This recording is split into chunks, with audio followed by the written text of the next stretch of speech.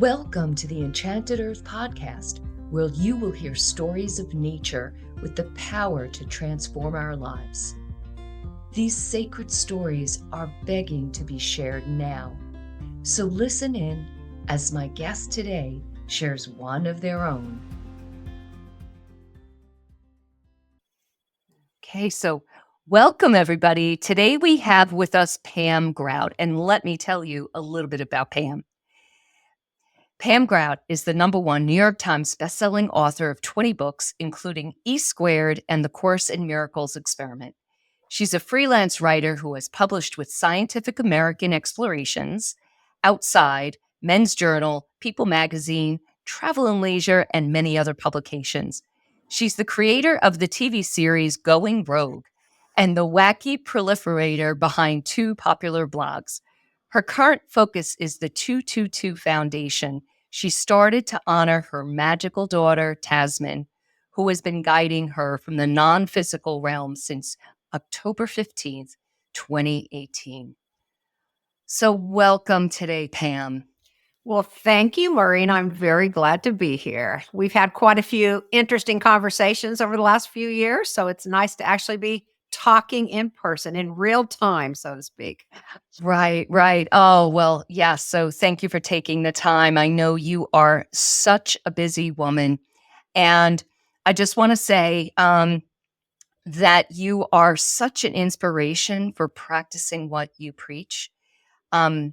With the sudden passing of your daughter several years ago, 6 years ago, I just want to say that you must have felt this collective hug from your community, which is an amazing community of like-minded, heart-centered souls. And I want to say your creation of this foundation is really such a benevolent force for good. Can you just share a little bit about that organization? Well, the 222 Foundation, it just came to me soon after Taz passed. But every year on 222, February 22nd, we give a grant to a person or an organization that's working to change the consciousness of the world. And, we look at things a lot differently than some organization, nonprofits like, oh, well, we need to fight this or do this. We are really truly looking for people that are talking about possibility, people that are using their creative powers. So no, we feel like we're a lot different than your typical organization. But anyway, so every year on 222, and we've been doing it. This will be the 7th year in this coming February, where we give a grant, and sometimes to 3 people, sometimes, or it depends. We just kind of, Taz and I go into a conference, Taz from the other side and me here, and then we decide who we want to present the money to. So yeah, it's just a thing we've been doing. So yeah. So I just want to, in case listeners would like to go to your website, it's simply pamgrout.com. Yeah, just pamgrout.com. Right. And when you say where you are, one of the reasons I really resonate with you and your message is I feel like being where we are on the earth and being where we are, where I want to be is out with nature more than with, some computer or phone or, social media platform. That real connection to life, nature to me is really where it's at right now. If you really want to find me, come look in my backyard underneath my trees. That's where I am more often. Oh, yeah, somewhere in Kansas with Dorothy. Yeah, exactly. Are you in like her tornado alley? Well, they call it Tornado Alley. Traditionally, they've called this area, Oklahoma, Kansas, on up. They've called it Tornado Alley. But honestly, when I wrote my book, Kansas Curiosities, which was about, offbeat things that happen in Kansas, I also wrote it for Colorado. But I found out that actually, despite our reputation, it was probably Dorothy's fault that we have that reputation for having so many tornadoes. But the truth of it is, Florida has more tornadoes than we do. And it's mostly, I think, because of hurricanes. Hurricanes often will spawn a tornado. But I was really surprised to find out that we weren't even in the top 5 of states that typically have tornadoes. So despite our reputation, but yes, we are in what's considered Tornado Alley. Well, so your work, because you've been a travel writer for many, many years, and your work has really brought you all over the world? Yes, I have been to, I think, 80 countries, something like that at last count. I've been very fortunate to be able to travel in my work. I would say that I don't travel quite as much now. Again, I'm really into being here where I am. But, I still travel. I still love it and will continue to always travel because, you can be out in nature. You can be here wherever you are. So, Yeah, yeah. well, something that I'm curious about is with all of your travel all over the world, were there certain landscapes that really drew you in, um, that sparked your heart, your imagination? I honestly can say almost any landscape can spark my heart, my imagination. I think because when I was a child, we used to go to the mountains, for vacation. So I have a special place in my heart for mountains. I do like that a lot. I'll never forget going to the Namibia desert and Mm. the thing that's so remarkable, you can go to beaches, and I love beaches too. But usually, you go to the beach and there's all these high-rise hotels or you know what I mean? It's like it's not how it really was. It's how we have made it. So in Namibia, there's still just mile after mile after mile of just beach, the way God made it, if you want to call it that, or how it was made in creation. So that's a real special place as well. You can do just mile after mile of beautiful sand and desert, even next to the ocean. So that's a real beautiful place. I've always loved New Zealand. I love the mountains there. I love New Zealand for it has a really wide variety of landscapes. I love Australia. I mean, honestly, people ask me sometimes, "Where's your favorite place?" And I always say, "Well, wherever I last was is usually my favorite place because I fall in love with every place." And, I don't just like I wouldn't wanna go to the mountains every time I leave town. I wouldn't want I like a variety. I like going to cities. So, I really feel like, it's a hard question to answer. I like a lot of different things, and I can find beauty everywhere, including in a cracked sidewalk in the middle of a big city, so you can find beauty always everywhere. Oh, that is such a great reminder. Yeah, it is available to all of us every single day. If it's Mhm. just a matter of being aware, Exactly. maybe taking our minds off the chatter of whatever it is that day that presented itself, just being able to just actually get in our body and look around and hear and Uh-huh. sense where we are. Yes, and even in the city, there's this well, you don't see as many stars, but, there's the night sky, there's the sunset, there's nature surrounds us everywhere, and it really is I mean, I guess, I use a lot of different words for God, but to me, in some ways, the best word is life or nature, that kinda natural energy force that's all around us that, God, nature. I mean, you can call it a lot of things, but to me, it's so present no matter where you are. And putting your attention on that as opposed to all the, as you mentioned, all the things we tend to put our attention on, what our little minds are playing, telling us, all the problems, what's wrong. So we can stop and put our attention kind of on truth and on this beautiful energetic force that we're surrounded with and that lives through us, that is us. We're part of that. Right, right. It reminds me, just being present, being in the now, being mindful, and they're words I think that we kind of banter around quite a bit, but living it is can be a challenge. But we just have to remember, I mean, we're human beings. We get caught up in our minds. And I mean, I think even probably the most advanced yogi has to remember, oh, back into balance, right? I mean, it's a process. It's a journey. Mhm. Yes, it's a beautiful journey and how lucky we are. When you really stop and think about it, what are the odds that we even get to be here? I mean, how did we even get here? It's all kind of just this big miracle if you stop and think about it. Where did we come from? How are we humans here on this little ball, that's hurling through space? I mean, how did this even happen? So it's worth pondering. It's kind of a big mystery. Yeah. And I think some of us go down that rabbit hole. a lot more than others. But it is definitely something that has captured my imagination since I was young, just those big existential questions. I actually can point to a particular time when that did open up for me, and it was the passing of my father when I was 10. And at that age, up until then, just kind of like a carefree kid, and then all of a sudden it was this very poignant, tender period of time where it was, oh, and it happened to be the first one that I knew that died in my little childhood, my life. So it was just such a profound shock. And that's when I kind of turned to asking these questions, and it just started me on the path at a young age. Yeah, that's interesting. What did your dad die from? Was it unexpected?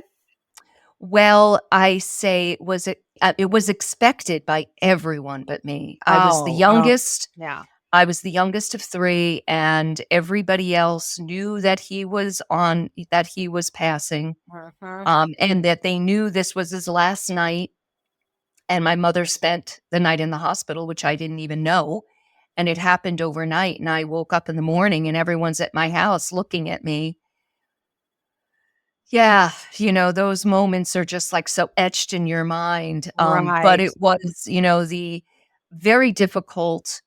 I look back now, my mother, and, my family, it must have been extremely difficult to take me from, childhood to adulthood in 30 seconds. Well, so sometimes I know, I think death does have a way of, I don't know, reminding us of the truth because we're all gonna die. I mean, we kinda live under this idea that we're not going to, but it's part of the natural process. We all do die, but it is a big shock. We kind of make up a world, in our heads about the way things are. And so we don't really deal with how things really are. And I think death is one of the reasons or one of the ways that kind of, you know, I don't know, kicks us, kicks the stool out from under us, and says, hey, there's gotta be something else. There's gotta be a bigger way, and I think death, maybe that's one of its jobs is to kinda keep us, looking for truth or keeping us focused on this bigger reality than, the one that we make up in our heads. Oh, yeah. Oh, I love that. Bigger reality. Yeah, because it's amazing how we limit our perception when we open up that perception to see the bigger view. There's so much more joy. And it did take me a couple of decades to kind of reflect back on that event, not feeling like a victim, but feeling like what a profound gift that was at that point in my life to start the awakening process for me. Mhm. Yeah, that is really young at age you said 10? So, yeah, that is a really profound time to get started, and I'm sure it was part of your bigger mission in this particular incarnation, that had to be really, really a shock. It's always a shock, even, after when my daughter died, my parents had died that same year, kinda had, Oh, like, this massive year of death.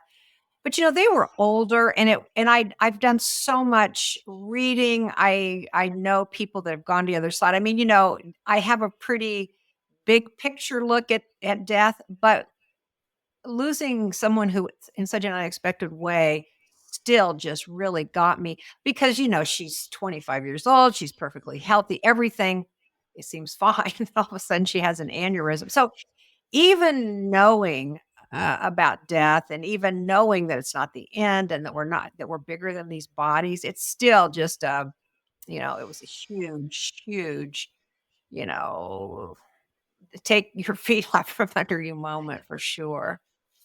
absolutely. And it shows us that no matter how much we have progressed on a spiritual path, we're still human beings and we still feel all the bumps and bruises and wounds that occur during our journey.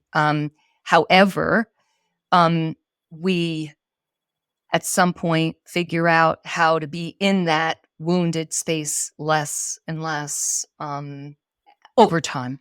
Wow. Right. And to even connect with it, just connecting with the bigger thing, because if you just get focused on that, and I think that's what happens, we get so micro focused on on this limited picture that we have that we don't see the bigger picture. I mean, even what we can see with our eyes is only a small percentage of, what is actually there. It's like because of all the dark matter and dark energy, we literally only see 3%. And then we actually even reduce it more than that because we decide how things are.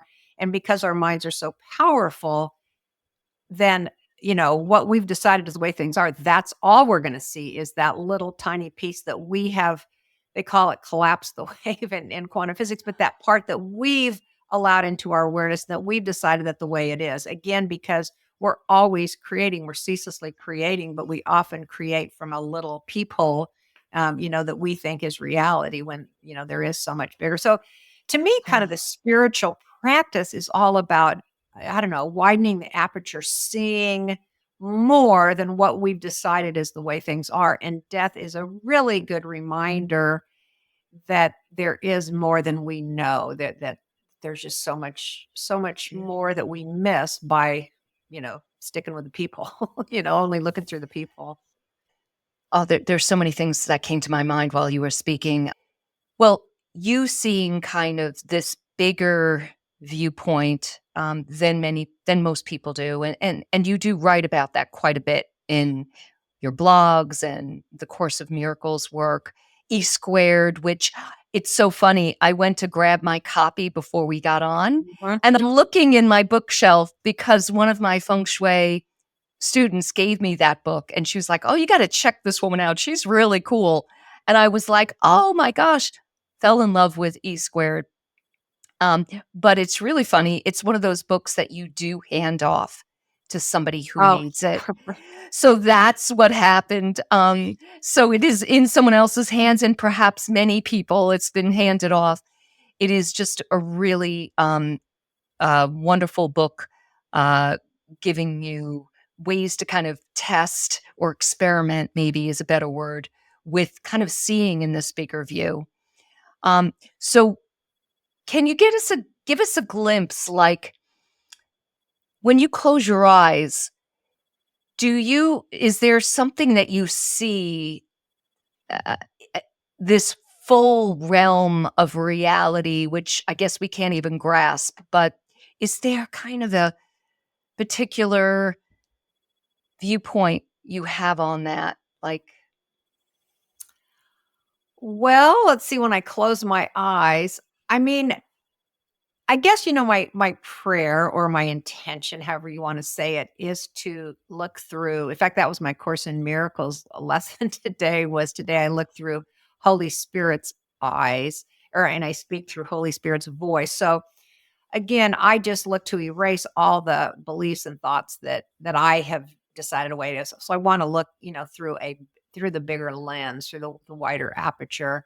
So when I close my eyes, it's almost like sensing, like peace or calm, which is the truth within. And it's almost like shutting down the mind, the little ego mind that's always babbling and always telling you something is wrong and that you're not good enough. Or, that little ego, I think Michael Singer calls it the roommate in your head. It just rarely stops talking.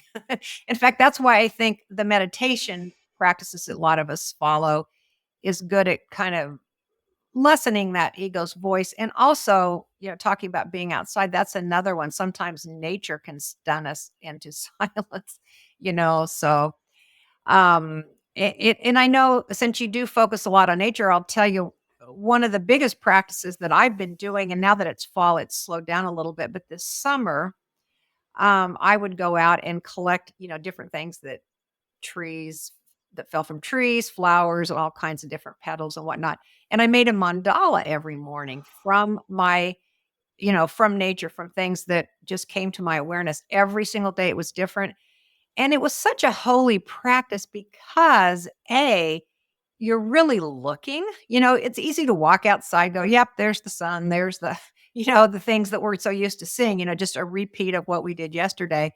But each day when I'd go out looking for these ingredients in my mandala, I was really being aware. I was really paying attention.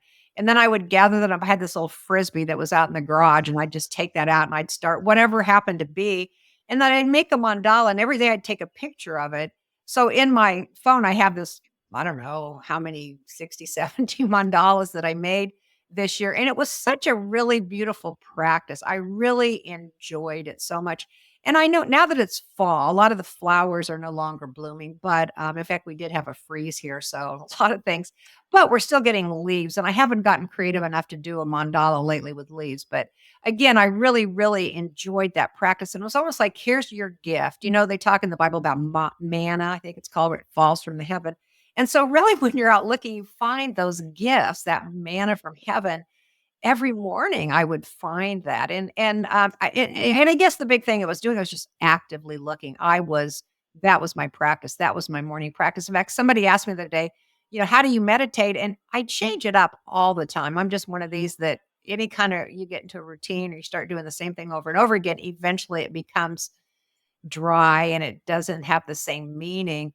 So I do change it up, but that was a very meaningful meditative practice that I would start my mornings with, that I did do this summer. And that one was very, very powerful. So Oh, I've never done that on a daily practice, but whenever I do go to the beach, and I live on the North Shore of Long Island in New York, and it's rocks. But I love our beach. So, it's so funny. Right before we got on here, I have this rock that I picked up from the beach, and they're just like these white oval or interesting round rocks. They're just so, oh my gosh, luscious. And they're just sitting there on the beach. They're like, pick me up, take me home. So I have bags of them, but I create mandalas from them. Oh, excellent. And it's just such a beautiful practice. And yes, I do some, but I've never done it that often. And I think that is just such a beautiful suggestion to people to just go out and do that today or tomorrow. And it Right. doesn't have to be every day, but Well, the other thing, I was just, reflecting on what I said, it really made you aware, and it was really a way of creating beauty, as a way of being outside. But it also made you aware of the temporariness of it. Life is temporary. So rocks would stick around. Like if you made a mandala with that, it probably isn't going to blow away. But sometimes, literally, my mandala, by the time I'd go in and grab my phone to take a picture of it, it would change. So it was also a practice of recognizing the temporary nature of nature or of life. And also, it's like every day it was different things would be blooming, different things, petals had fallen. I didn't usually pluck petals off of my things. It was just, things that were no longer, on the plant. Here they were on the ground. So that was another lesson from doing that. And I do love the rocks, and those rocks are beautiful. But it's funny, we create things and we want it to last forever. But I think why I like this so much is because it didn't last forever. yeah, so true. Detachment. Exactly. Right. Surrender and recognizing that it's all, it also makes sure, all we can say for sure is we have right now. That's what we know. We know that you and I were sitting here talking to each other, which is also quite a miracle. You're in New York, I'm in Kansas. Here we're having a real time conversation. And even that's just like, wow, how does that even happen? It's kind of freaky, but, and beautiful. And, I'm grateful. So, yeah. Yes. You were mentioning on your blog recently coming back from Toronto and visiting a farm there, and you mentioned something that the um, the tender of that farm, Donna, consults with your daughter Taz Yeah. on how the farm works and welcomes the worker fairies, I believe. Can you tell us a little bit about that experience being on that farm there? Right. Well, it was a project, one of the 3 projects that the 222 Foundation funded in, I don't know, 2 or 3 years ago. It was sometime during the pandemic. And the idea behind the farm, first of all, it was called Taz's Hot Dirt. And as I told Dawn, I said, hey, you won I'm willing to give you money just by calling it Taz's Hot Dirt, And I'm really into regenerative agriculture, because it does kind of keep things going. But so what she does, I can't remember, she has maybe 7, 8, 12 acres. It's a small farm and it's north of Toronto, and they grow produce and they give it all away. Volunteers pick it and then they give it away. But what's so beautiful about it, they give it to someone and they go and visit them. So it's like you're nourishing them, I suppose, with the food, but also with a visit from someone who might be lonely. And so it's just a beautiful, beautiful idea. That's what really, and we stayed there. My partner and I stayed there. They have a little cabin on the land. And it was just a magical night. There's no electricity. It's just, no running water. So it was just a real magical time to be there. But Donna is a magic woman herself. She is a creator. She's written plays. She's in all these things. And then she came up with this idea for Taz's Hot Dirt.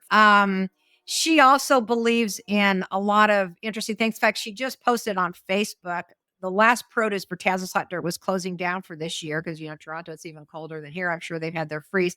And so she made a little Fibonacci what was it called? Spiral? Spiral or Fibonacci sequence. So she and so we were talking about how well, hey, she's calling in the fairy, she's talking to Taz. But so I sent her just recently a book, and it was called, maybe you've heard of this book, The Elves of Lily Hill Farm, I believe. But it's a woman, she was an engineer for the Chrysler Corporation in Michigan. And at some point she decided to quit and she bought acreage. And so, somebody says, oh, yeah, these little elves are going to show up on your farm. But indeed, she wrote a whole book about these magical creatures that indeed helped her grow something like, I don't know, 700,000 pounds of grapes, or way more than that land should have been able to produce. But she listened to what the nature fairies, the nature elves were telling her. And again, it could just be a metaphorical thing. But I mean, she wasn't just doing what the manuals tell you to do or doing what the gardening experts tell you to do. She was listening to this other higher thing, which to her came in the form of these elves. So anyway, I had just sent that book to Donna, and it's an inspiring book. It's something you'd probably be interested in, and I believe in a lot of things that people go, you are absolutely crazy, Pam, but I don't care. I believe I could still communicate with my daughter. I believe that elves and fairies can come to people. I believe, again, there's so much more than we can see. Once we decide this is all we can see, if the material world's all you want to see, that's fine. You can see only that if you choose. And I have nothing against people doing that, but I think, wow, you're missing out. Like, why not go for the whole enchilada? Why not go for all the mystery and magic? And it's just a more fun way to live your life. So anyway. Oh, yeah. Oh, I love that story. And you know what? That story reminds me of Findhorn, which is up in Scotland. Mhm. And they had a plot of land that was, I guess, not the best farming land. And we're getting, a lot of the north winds and the cold. But yet, when they were told by nature spirit to plow the land and get and plant, and they worked with the spirit of the plants, of the divas they talk about, and the fairy realm, and they listened to them, and more than that, they respected and honored the land and the vegetation, and they had tremendous crops that should not be in that northern Scotland environment. Yeah. In fact, in the book E-Squared that you were talking about that you looked for and passed along, each of the 9 experiments, I gave an anecdotal story about someone that had used this. And Findhorn was one of the examples that I used in that book because it really was a true miracle. This should not have happened. I mean, the land was dead, basically. I mean, I think the equivalent of their county extension agent, whatever they have there in Scotland, came out and said, hey, you might as well forget this. But they moved there just because, they were led to move there. And, they thought it might be nice to feed their young boys. So they started growing and again, totally turning it over to God, to the divas, to the higher power. And again, what they've done is just miraculous. And one of the things I love about Findhorn and I love about, with these spirit, you can go see this with your own two eyes. Yeah, we're sitting here talking about it. Yeah, yeah, yeah. You can actually go there. I know many people. I have not myself been to Findhorn, but I know many people that have, and I mean, you can see it. It's right there in action. The thing about E squared in that book, and the reason I think it became so successful is people were doing it. It's real simple. You try it for 48 hours, and these miracle things were happening. And that's the only way you're really going to believe this stuff is when you start seeing it, for yourself. And I think, again, that's what's so beautiful about Findhorn. That's what's so beautiful about trying some of these experiments, playing around with these experiments. You can see it. Yeah, you can poo poo it all you want, but just give it a try. Suspend your disbelief for, 48 hours, however long you want to do it, and just see what might happen. So anyway, that's kind of what I'm all about. Just try it. Don't take Yeah. my word for it. Don't take anybody's word for anything. Try it. Well, I love reading your newsletter and your blogs because in there you share so many stories of people that reached out to you with miraculous events that have happened. And you also get, I'm sure, links to all sorts of other miraculous events. And one that really caught my eye recently, and I actually saw it on social media as well, is the otter. Oh, that was so sweet. I saw that reel, I think, on Instagram, and I had to watch it again and again and again. So for those of you listening, it is, well, you want to share what that is? Well, it was just a real sweet story. It was a guy, he was out on a pier, and I don't remember exactly where he was, but this otter just kept trying to get his attention. Or that's what, first it's like, oh, there's just a silly otter, but the otter just, persisted and persisted. So finally I thought, wonder what's happening. But this otter's partner, probably, or someone that otter's friend, whatever, was trapped. And so this person helped free the otter that had been trapped.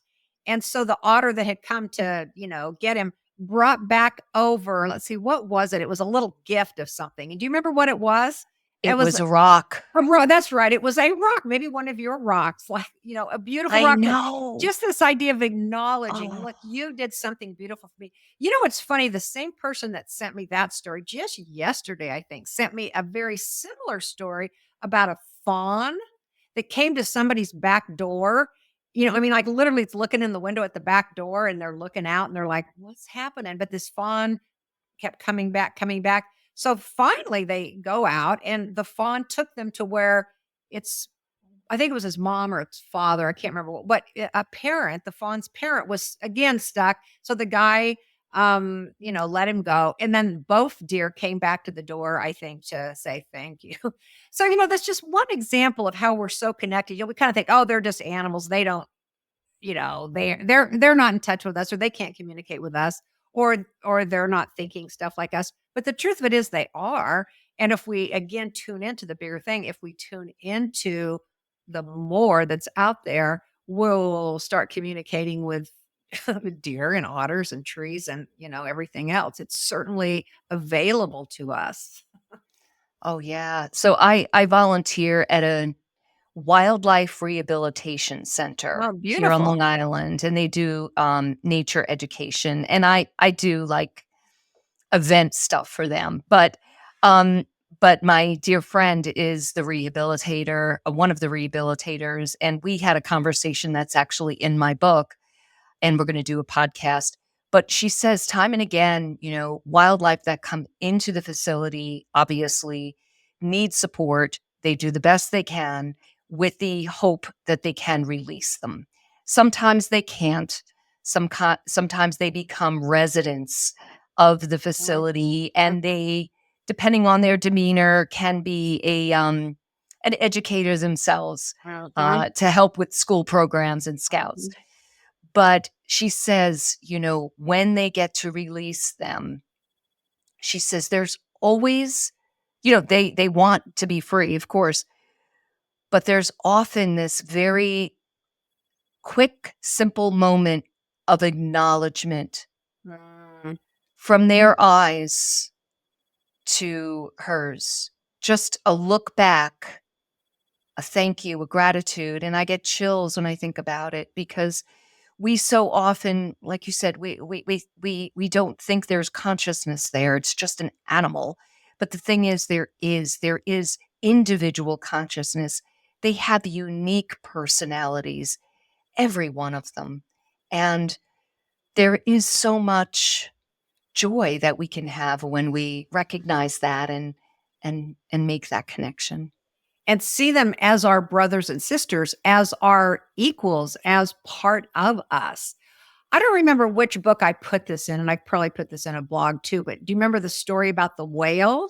That this is such a cool story. This is a place out in what, somewhere in Colorado, Fort Collins, not Fort Collins, Boulder. Anyway, there's this merry-go-round that this guy built, but the story behind it is this guy had come back from Vietnam, and he says he came back to a country that wouldn't look him in the eye. This was during the very, volatile times and all the marches against Vietnam. And so was a veteran and had come back. I think he'd been had maybe gotten hurt and had come back, but just felt completely lonely.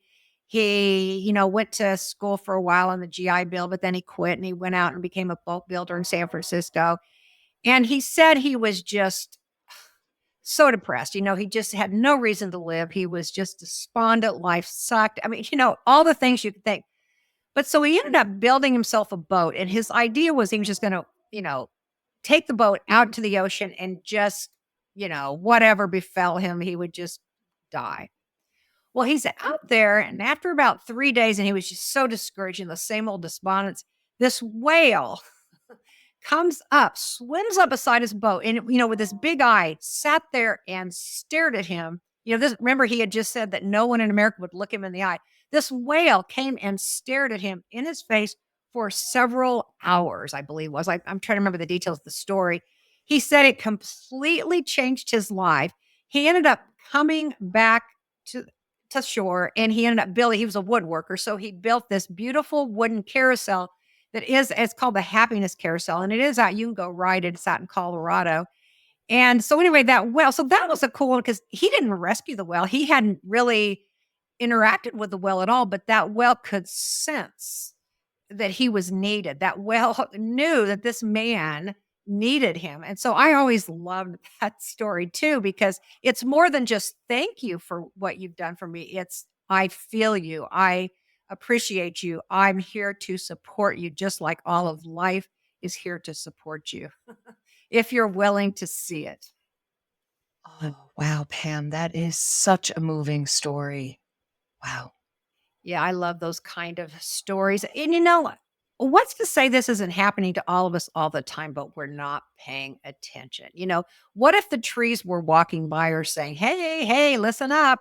But we're just walking by thinking they're just a tree. In fact, that's what I believe is that, especially right now, things in the world of the material look a little, scary sometimes.